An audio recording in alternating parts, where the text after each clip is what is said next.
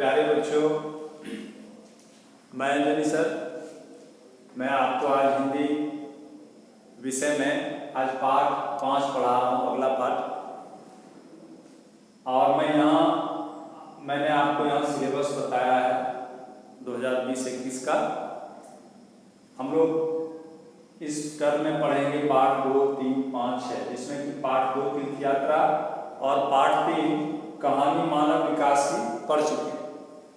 और आज आपको ये झोपड़ियों के बच्चे हम पढ़ा रहे हैं, इसका हम जो कुछ लिखित कार्य था वो मैंने आपको कर दिया है, और आगे जो भी लिखित कार्य है, क्वेश्चन आंसर, प्रश्नोत्तर वगैरह मैं आपको आगे दूंगा। इसके बाद एक पाठ आप पढ़ना है, पाठ 6 विनय। अभी हमारा विषय अभी जो हम पढ़ रहे हैं ये झोपड़ियों के बच्चे। आपने प्यारे बच्चों देखा होगा आसपास में,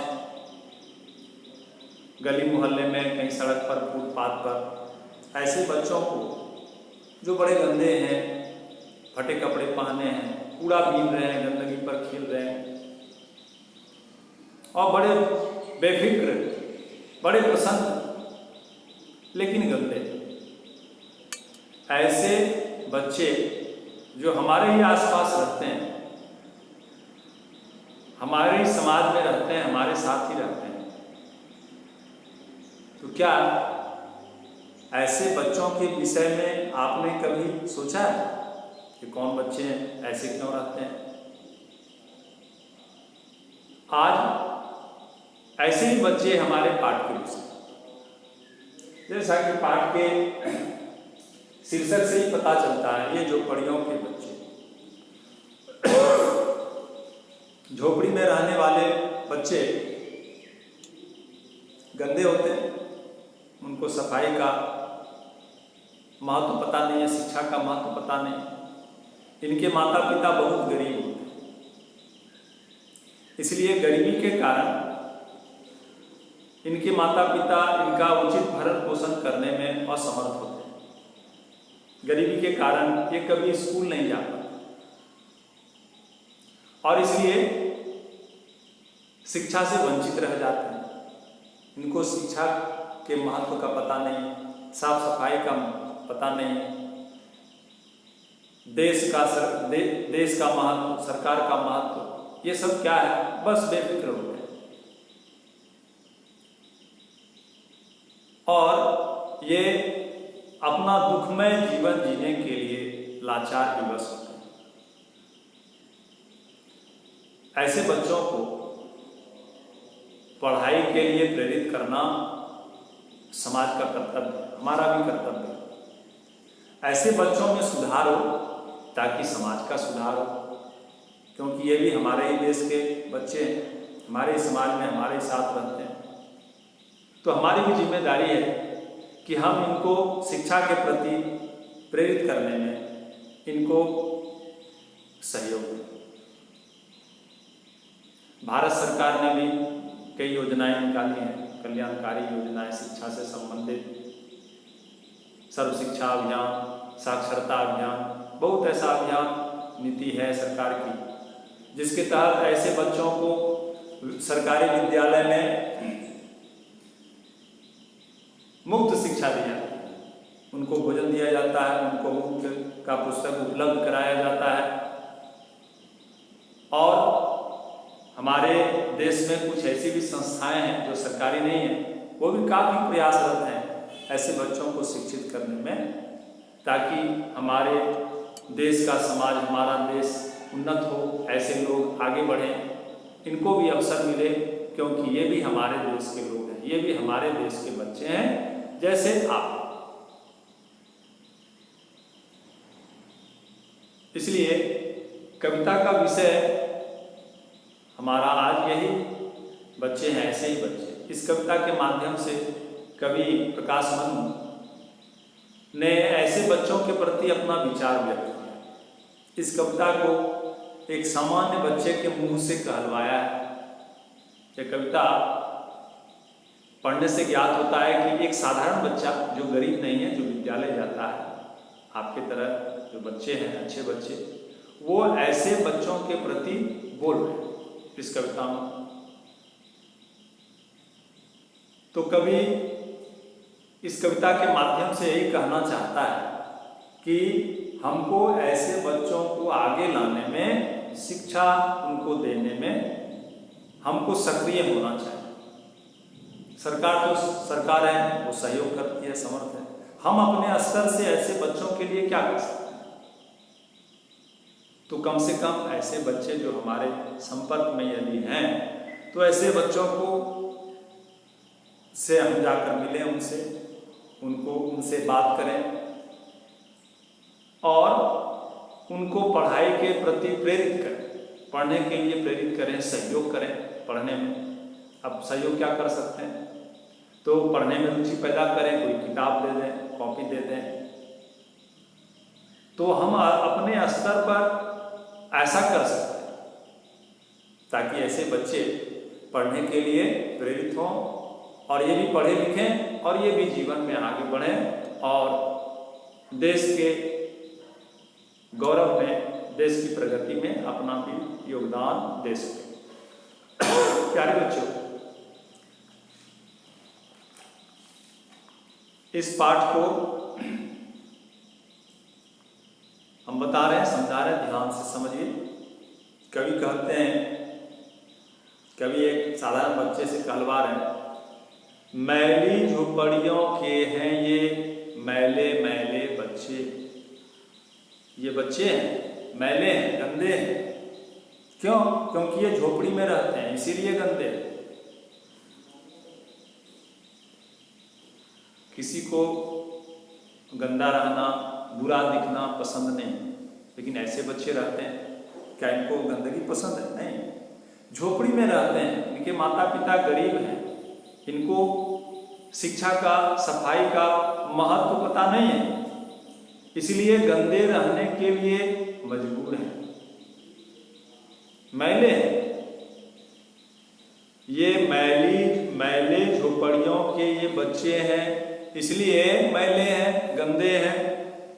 लेकिन जिस प्रकार एक बच्चा प्रसन्न होता है, हर परिस्थिति में खुश रहता है, उछलता है, कूदता है, खेलता है, ये भी आपकी तरह ये भी उछलते कूदते हैं। आप जिस प्रकार खिले रहते हैं, हंसते हैं, ठीक उस प्रकार ये भी उछलते कूदते हैं, ये भी खिल खिल कर हंसते हैं और ये भी उतने ही अच्छे हैं जितने आप अच्छे हैं।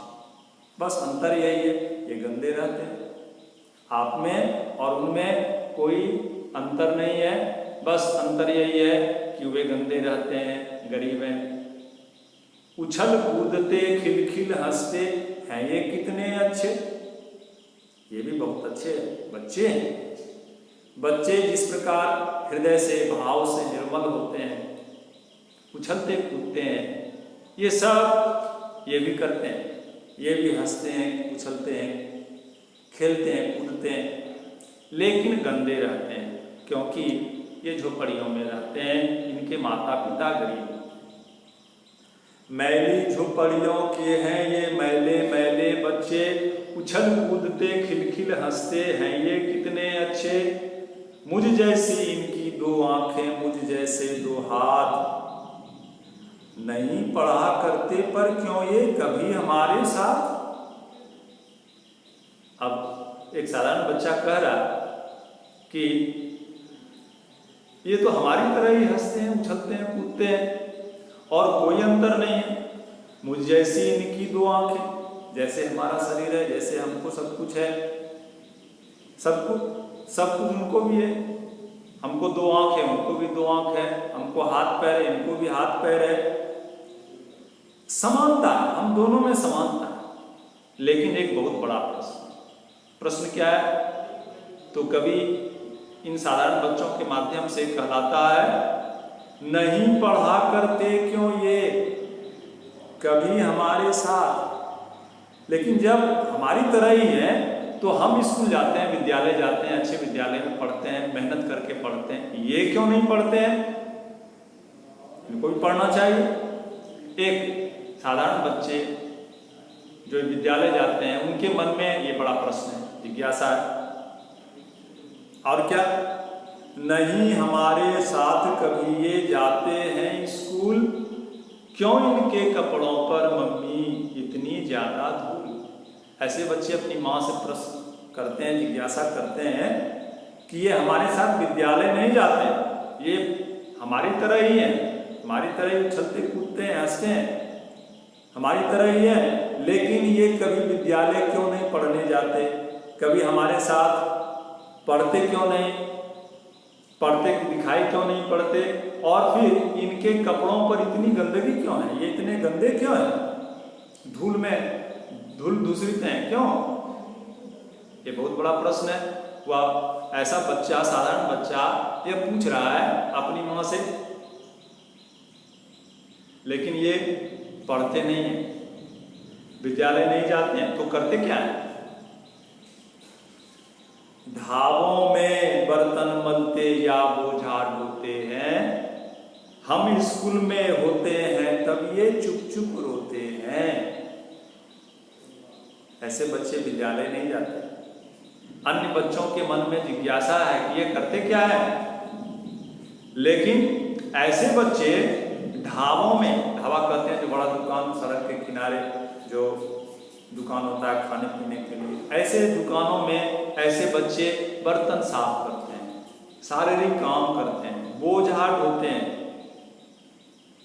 और जिस समय सभी बच्चे विद्यालय में होते हैं उस समय वो बोझा ढो रहे होते हैं, और रात में जब आप होमवर्क करके अपना पढ़ाई लिखाई करके जब आराम से आप सो जाते हैं दूसरे दिन के लिए विद्यालय जाने के लिए उसकी तैयारी करते हुए, लेकिन ऐसे बच्चे घर में आकर आधा पेट रोते हैं, शरीर से मेहनत करते हैं, विद्यालय नहीं जा पाते हैं, और मेहनत करने के बाद भी भूखे पेट आधा पेट खाकर चुपचाप रो लेते हैं अपनी लाचारी पर। और रोकर किसको सुनाए, चुप चुप रोते हैं। ये करते क्या है, ढाबों में बर्तन मलते या बोझा ढोते हैं। ऐसे बच्चे चाहे तो बोझा ढो रहे हैं, चाहे तो बड़े बड़े दुकानों में काम कर रहे हैं, लेकिन आप मजे से स्कूल जा रहे हैं और घर में आराम से रह रहे हैं सारी सुख सुविधा के साथ, लेकिन ऐसे बच्चे घर आकर रोते हैं और लाचारी इनकी है कि ये चुपचाप रो लेते हैं, बस ये काम ये मजबूरी बस करते हैं, ये विवश है ऐसा करने के। अब प्रश्न है, इनके बस्ते और किताबें मम्मी किसने छीने, वरना ये भी खूब चमकते जैसे नए नगीने। मम्मी इनके पास भी यदि किताब होता, ऐसा बच्चा कह रहा कि यदि इनके पास भी किताब होता, बस्ता होता, बस्ता कहते हैं जो बैग थैला ले जाते हैं जिसमें किताब, वो सबको मिलाकर हम बोलते हैं बस्ता। बस्ते और किताब यदि इनके पास होता तो ये भी विद्यालय जाते, लेकिन इनके पास किताब नहीं है, बस्ता नहीं है, बैग नहीं है, किसने छीन लिया, क्यों नहीं है इसके पास। यदि ये भी किताब लेकर विद्यालय जाएं तो ये भी जिस प्रकार हम साफ सुथरे रहते हैं, जिस प्रकार हम चमकते हैं, जिस प्रकार हम अच्छे बनते हैं, ठीक ये भी इसी प्रकार चमकते हैं, जैसे हम रत्न की तरह चमकते हैं। हम देश के भविष्य हैं, आप सभी इस देश के भविष्य हैं। तो ये बच्चे कह रहे हैं कि हमारी तरह ये भी चमक सकते हैं, देश का भविष्य चमका सकते हैं, लेकिन कैसे चमकाएं, ये विद्यालय नहीं जाते हैं, इनके पास किताब नहीं है, ये बड़े गरीब हैं, ये गंदे रहते हैं, तो अब क्या किया जाए। तो बच्चा कहता है, मम्मी सोच लिया है पढ़कर इनको खूब पढ़ाऊंगा, ये पढ़कर आगे बढ़ जाएं इनको यही सिखाऊंगा। इसलिए ऐसा बच्चा उनको देखकर बहुत द्रवीभूत होता है, वह चाहता है कि हमारी तरह ये बन जाए, इसलिए यह बच्चा निर्णय लेता है। कभी यहाँ बता रहा है कि हम सबको ऐसा ही करना चाहिए, हमको निर्णय लेना चाहिए, हमको प्रतिज्ञा प्रतिज्ञा लेनी चाहिए कि हम ऐसे बच्चों को आगे बढ़ाने में मदद करेंगे। कविता में आप जैसे बच्चे क्या कर रहे हैं, मम्मी सोच लिया है पढ़कर इनको खूब पढ़ाऊंगा, ये पढ़कर आगे बढ़ जाएं, इनको यही सिखाऊंगा। ये पढ़ें, खूब पढ़ें, इसलिए हम इनको पढ़ाएंगे, इनको पढ़ने में सहायता करेंगे, और ये जब पढ़ जाएंगे तो जिस प्रकार हम जीवन में आगे बढ़ते हैं ये भी आगे बढ़ेंगे। क्यों? क्योंकि जिस प्रकार हम इस देश के वासी हैं, इस देश के नागरिक हैं, जिम्मेदार, ठीक इसी प्रकार ऐसे बच्चे भी भारत के नागरिक हैं। ये भी भारत के बच्चे हैं, ये भारत की शान है। जिस प्रकार हम इस देश की शान है, इस देश के भविष्य हैं, ठीक इस प्रकार ये भी बच्चे हैं। इसलिए ये भी भारत के बच्चे हैं, ये भी हमारी तरह ही इस देश के बच्चे हैं। इसलिए इनको भी ऐसा करना चाहिए, और यदि ऐसा नहीं करते हैं तो हम ऐसा करेंगे, इनको पढ़ाएंगे, इनको विद्यालय भेजेंगे, इनको सिखाएंगे। झोपड़ियों के हैं तो क्या है, मन इन पर कुर्बान है। कोई बात नहीं, ये झोपड़ी में रहते हैं तो रहते हैं, कोई बात नहीं, लेकिन ये हमारी तरह ही हमारे समान ही बच्चे हैं, हमारे ही देश के हैं। इसलिए हम इन पर कुर्बान कर देंगे सब कुछ। इनको आगे पढ़ाएंगे, इनको आगे बढ़ाएंगे, इनको पढ़ाएंगे, सिखाएंगे, और इनको भी देश का गौरव बनाएंगे, देश के विकास में इनको भी सहयोगी बनाएंगे। धन्यवाद।